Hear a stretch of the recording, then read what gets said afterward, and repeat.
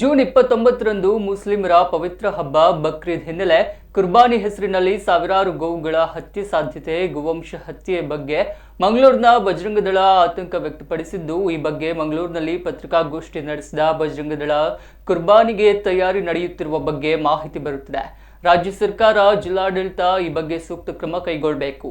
ಅಕ್ರಮ ಗೋ ಸಾಗಾಣಿಕೆ, ಗೋವುಗಳ ಬಲಿಯನ್ನ ತಡೆಯಬೇಕು. ಇಂದಿನಿಂದ ಜೂನ್ 30ರವರೆಗೆ ಚೆಕ್ ಪೋಸ್ಟ್ ತೆರೆಯಬೇಕು ಎಂದು ಬಜರಂಗದಳ ಕರ್ನಾಟಕ ದಕ್ಷಿಣ ಪ್ರಾಂತ ಸಂಚಾಲಕ ಸುನಿಲ್ ಕೆಆರ್ ಹೇಳಿದ್ದಾರೆ.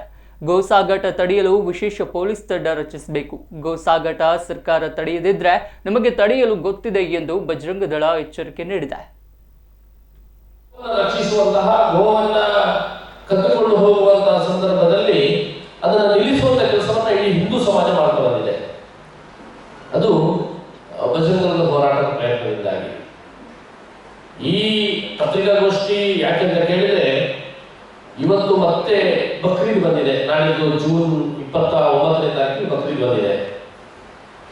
ಬಕ್ರೀದ್ ಈ ಸಂದರ್ಭದಲ್ಲಿ ಕುರ್ಬಾನಿ ಎನ್ನುವಂತಹ ಒಂದು ವಿಚಾರವನ್ನು ಮುಂದಿಟ್ಕೊಂಡು ಹಿಂದೂಗಳ ಶ್ರದ್ಧೆಯ ಬಿಂದು ಗೋವು. ನಾವು 33 ಕೋಟಿ ದೇವರನ್ನ ಹೊಂದಿರುವಂತಹ ಒಂದು ನಡೆದಾಡುವ ದೇವರು ಯಾವುದಂತ ಕೇಳಿದ್ರೆ ಅದು ಗೋವು.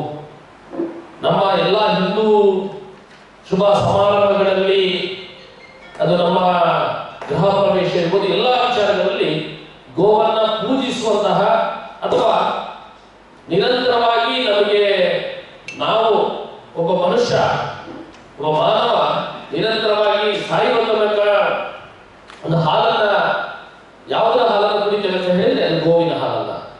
ಆದರೆ ಇವತ್ತು ಬಕ್ರೀದ್ ನ ಈ ಸಂದರ್ಭದಲ್ಲಿ ಕುರ್ಬಾನಿಯ ಹೆಸರಿನಲ್ಲಿ